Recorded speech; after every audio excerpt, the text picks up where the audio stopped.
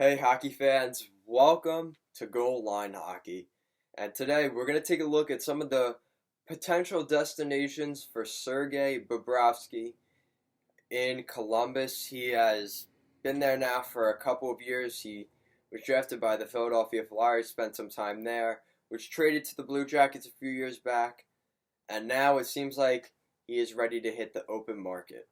So, recently he put his condo up for sale in Columbus, so it seems like he's pretty much ready to go. Yeah, he's just waiting for wherever he's going to end up signing at this point. Um, so let's take a look at some of the teams. So obviously the Florida Panthers have been the front runner for a while now for Sergei Bobrovsky. He's been interested supposedly in going to Florida. Really for a while, there's been rumors he's been saying that it's warm down there, tax free, and it seems like Florida has the cap space and they're willing to go out and get a guy like Bobrovsky. So Florida seems to be the team to beat right now for Sergei Bobrovsky. Calgary is another team I think should be in the mix, and I think it's going to be tough this summer with guys like Kachuk that they have to re-sign. They're going to be putting a lot of focus on that. They should put some focus on the goaltending because I think that's what held them back this year in the playoffs. And a guy like Bobrovsky could be the guy for the Calgary Flames. So that's a guy to look at, I think, for Calgary. And really, Calgary is the only team that I saw out west really having a strong need for a goaltender that could actually fit Bobrovsky. We know teams like San Jose could use a goaltender, but they don't have the cap space. So that's how it works sometimes, but I think Calgary could be a good fit for Bobrovsky at this point. And I had St. Louis being a favorite for Bobrovsky.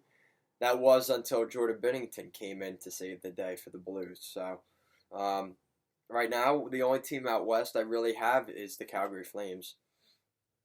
Continuing on, I have the New York Islanders in the mix for Sergei Bobrovsky. Personally, as an Islander fan, I don't know if I want Bobrovsky. He's a little bit older on the older side, and he's going to ask for a lot of money that the Islanders are going to need to sign their skilled guys with.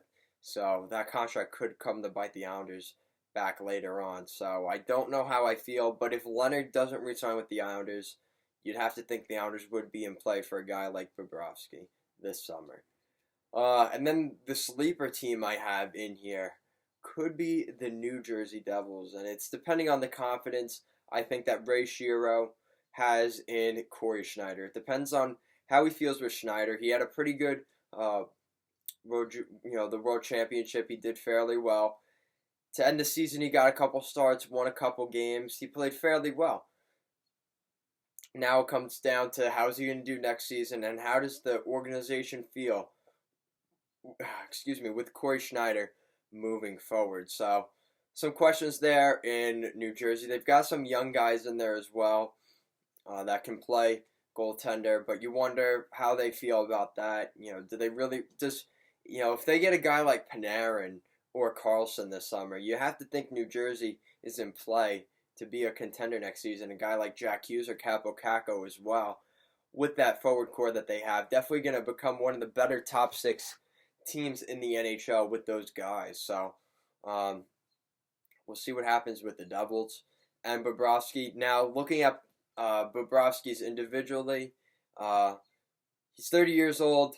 He played 62 games this season, so he didn't play a ton. He did play a lot.